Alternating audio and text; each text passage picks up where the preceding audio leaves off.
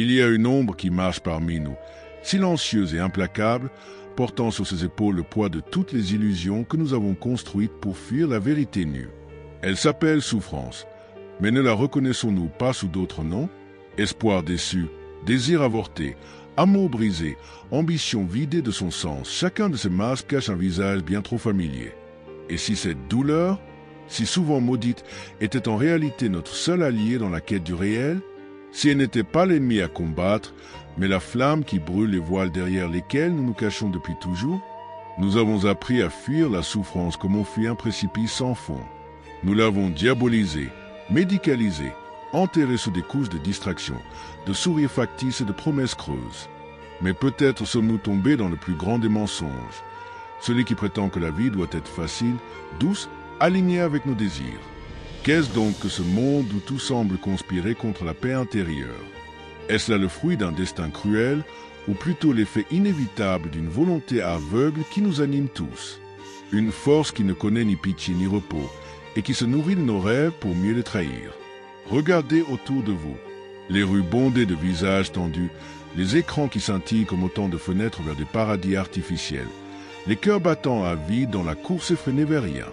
Tout cela est-il le fruit du hasard? Ou obéissons-nous, sans le savoir, aux pulsions d'un Dieu muet, tapi dans les replis de notre chair, exigeant sacrifice après sacrifice, sans jamais se montrer?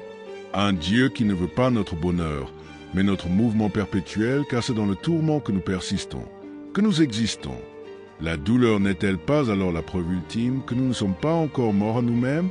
Nous avons été trompés par la lumière, par la chaleur du soleil matinal qui nous fait oublier la nuit précédente, par les applaudissements passagers qui couvrent le silence pesant de nos nuits solitaires. Et si la vraie lumière venait non pas de ce qui brille, mais de ce qui perce? Si la souffrance, justement, était cet instrument acéré capable de fendre l'écorce de nos illusions, révélant enfin ce que nous refusions de voir? L'homme moderne croit pouvoir acheter la paix, mériter le bonheur, mériter même l'amour, mais il n'a pas compris que la seule chose qu'il mérite vraiment, c'est de souffrir jusqu'à ce qu'il devienne autre chose. Alors, regardez-vous dans le miroir de vos propres nuits blanches, de vos silences gênés, de vos pensées interrompues avant même d'être formulées. Qui voyez-vous? Le reflet d'un prisonnier qui refuse de reconnaître ses chaînes? Ou peut-être, au-delà de la douleur, l'esquisse d'une silhouette qui commence à se lever, lentement, inexorablement, comme si quelque chose en lui avait enfin décidé de ne plus mentir? Car la vérité, lorsqu'elle arrive, ne frappe pas à la porte, elle fracasse les murs. Et ce que vous ressentez maintenant, cette tension, cette inquiétude, cette fascination, ce n'est pas le début d'un simple vidéo. C'est l'appel lointain de votre propre transformation. Et maintenant, regarde cette silhouette tremblante que tu as traînée à travers les ombres de toi-même, ce reflet brisé, ces pensées éparpillées, ces vérités enfouies sous des années de silence. Elle n'est pas belle, elle n'est pas héroïque, elle est nue. Et pourtant, dans cette nudité, il y a quelque chose qui brille. Pas de l'or? Non. Quelque chose de plus précieux. La reconnaissance. Tu comprends enfin. Ce n'était pas une bataille contre la douleur, mais avec elle. Ce n'était pas une quête du bonheur, mais de la vérité. Et cette vérité, elle ne t'a pas donné de réponse. Elle t'a rendu à toi-même. Schopenhauer s'en va, sans un mot, comme tous ceux qui n'ont plus rien à dire après avoir tout dit. Il te laisse seul, debout au bord du gouffre, le vent froid de la lucidité caressant ton visage. Mais tu ne trembles plus. Tu as appris à regarder en bas. Tu as vu ce que personne ne veut voir. Et malgré cela, tu es encore là. Plus fort peut-être, ou simplement plus vrai. Car c'est cela, la libération. Non pas fuir la souffrance, mais la reconnaître comme miroir de ton existence. Non pas chercher un sens, mais créer le tien. Non pas vivre sans douleur, mais vivre à travers elle, comme l'arbre qui pousse malgré le vent, comme la flamme qui danse même dans l'obscurité. Et si, finalement, la vie n'était pas une erreur à corriger, mais une œuvre à sculpter, une tragédie à danser plutôt qu'à subir, un chant profond et rugissant qui ne cherche pas à plaire, mais à être entendu, toi, spectateur silencieux, tu n'es plus celui qui regardait, tu es devenu celui qui sent, qui pense, qui agit, parce que la vraie philosophie ne se lit pas, elle se vit, elle se brûle, elle se transforme en acte, en choix, en geste. Et ce geste, ce soir, commence par un simple mouvement. celui de tendre la main vers autre chose, vers ce que tu ne connais pas encore, mais que tu pressens déjà. Car tout cela, ce n'était pas seulement un message. C'était un miroir, et dans ce miroir, tu as vu ce que peu osent voir. Que la souffrance n'est pas ta prison, mais ta porte. Que chaque instant de doute, de peine, de colère, de vide est une opportunité de te révéler à toi-même. Alors, si tu as senti, ne serait-ce qu'un instant, le frisson de la vérité parcourir ton âme, alors tu sais ce que tu dois faire. Pas ce que je te dis de faire, mais ce que ton cœur, maintenant éveillé, te murmure en secret.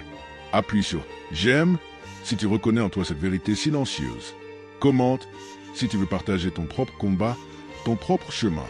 Partage si tu crois que quelqu'un d'autre doit voir ce miroir aujourd'hui. Et inscris-toi si tu veux continuer ce voyage, non pas comme un spectateur, mais comme un créateur. Car ici, nous ne parlons pas de philosophie. Nous parlons de transformation, de réveil, d'être pleinement soi, même quand cela fait mal. Surtout quand cela fait mal. Et souviens-toi, la lumière ne vient pas du soleil. Elle vient de ce que tu oses regarder dans l'obscurité.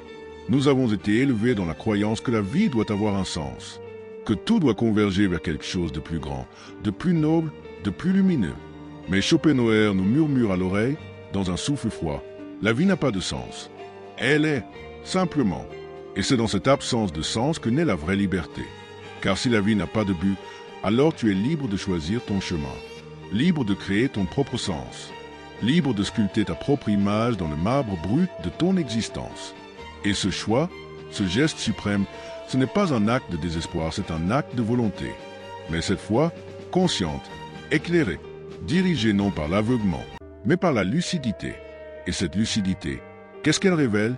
Qu'il n'y a pas de récompense finale, qu'il n'y a pas de paradis après la tempête, qu'il n'y a que toi, ici, maintenant, debout dans la tourmente, et que c'est précisément dans cette tourmente que tu existes pleinement. Tu n'es pas né pour souffrir, tu es né pour vivre.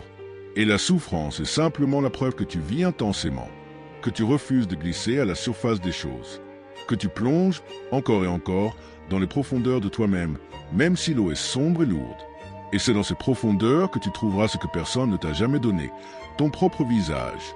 Pas celui que les autres ont façonné pour toi, pas celui que la société attend de toi, mais celui que tu as toujours porté, caché sous les couches de masques, de peur, de mensonges.